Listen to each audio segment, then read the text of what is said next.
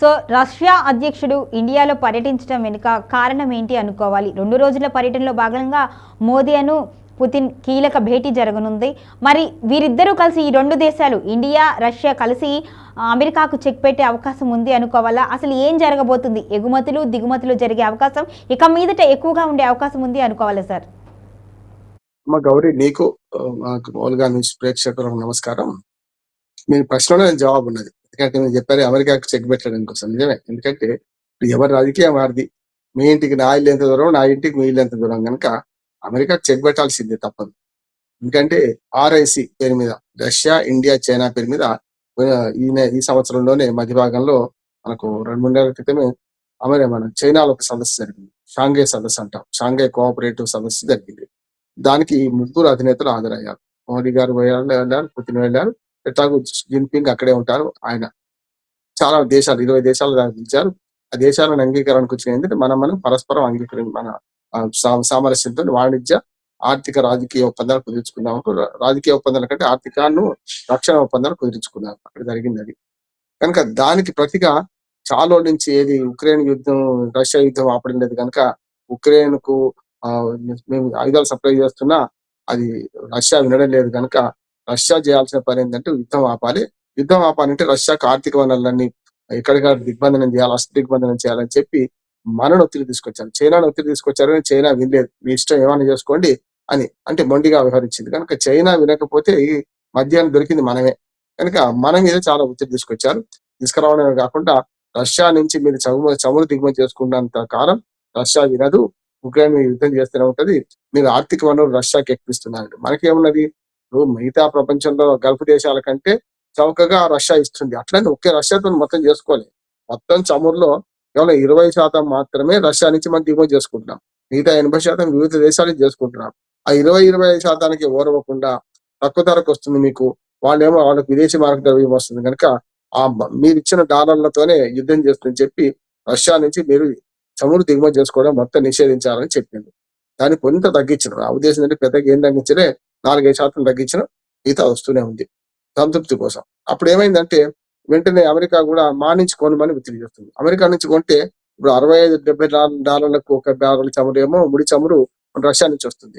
వీళ్ళు $80 పైగా అడుగుతున్నారు. అంటే $5-10 పెరుగుతుంది. అంటే ఓ రకంగా చెప్పాలంటే మనకు గతంలో $70-75 ఉన్నప్పుడే $70-80 మనం అందించినాం.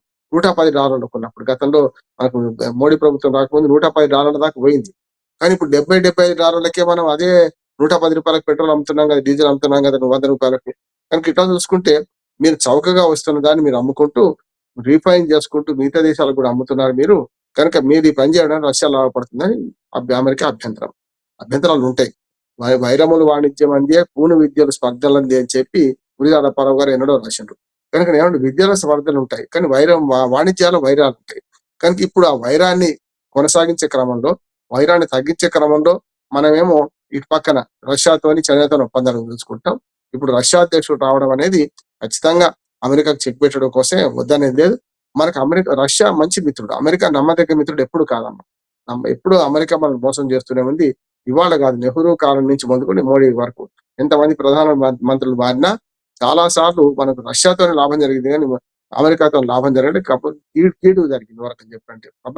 పాకిస్తాన్ రెచ్చగొట్టి ప్రతిసారి యుద్ధం చేయించింది అమెరికానే.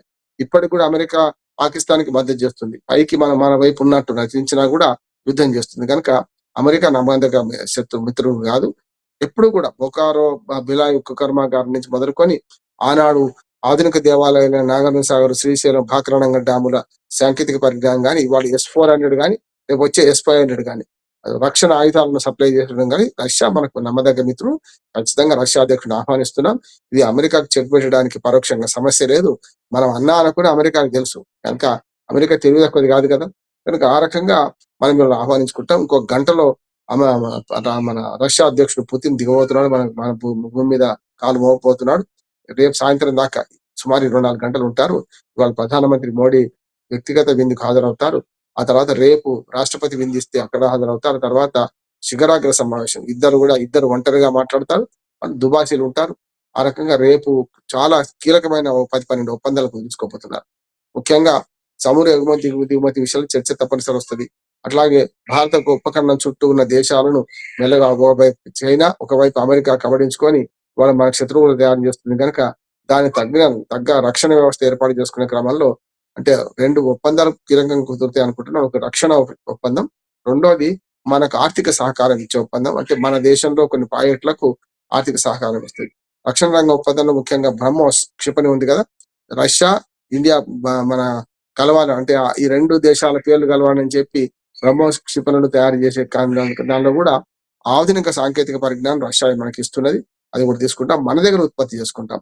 రక్షణ రంగంలో ఒక 4-5 ఏళ్లలో పూర్తి స్వయం సమృద్ధి సాధించి విదేశాల మీద ఆధారపడకుండా, విదేశాల నుంచి మనం ఆయుధాలు సప్లై చేసుకోకుండా ఆ సాంకేతికతతోని మనం తయారు చేసుకునే విధంగా ఒప్పందాలు ఉంటాయని నేను అనుకుంటున్నాను. ఇవాళ రష్యా అధ్యక్షుడు పుతిన్ మన దేశానికి రావడం మనకందరికి గర్వకారణం. వరకు మొదటి నుంచి చెప్తున్నాను కదా నేను, 40 ఏళ్ళ నుంచి మనకు స్వాతంత్రం వచ్చినప్పటి నుంచి ప్రధాని నెహ్రూ నుంచి ఇవాళ 18వ ప్రధాని మోడీ వరకు కూడా మనకు రష్యా మంచి మిత్ర దేశంగా ఉంటుంది.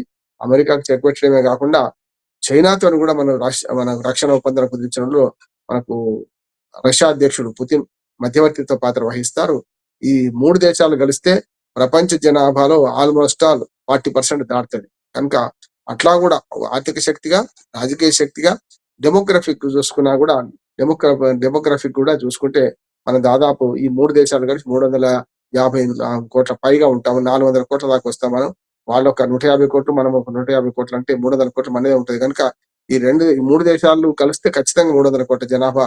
ప్రపంచ జనాభా 800 కోట్ల అయితే 40% మనమే ఉంటాం. కనుక ఖచ్చితంగా మనకు మేలే జరుగుతుంది. రష్యా అధ్యక్షుడు పుతిన్ ఇవాళ రేపు చేసే కీలకమైన చర్చల వల్ల అమెరికా ఇంకో రకమైన ఎత్తుగడతను మనం ముందుకు వస్తాను అనుకుంటున్నాను నేను. చూద్దాం ఏం జరుగుతుందో.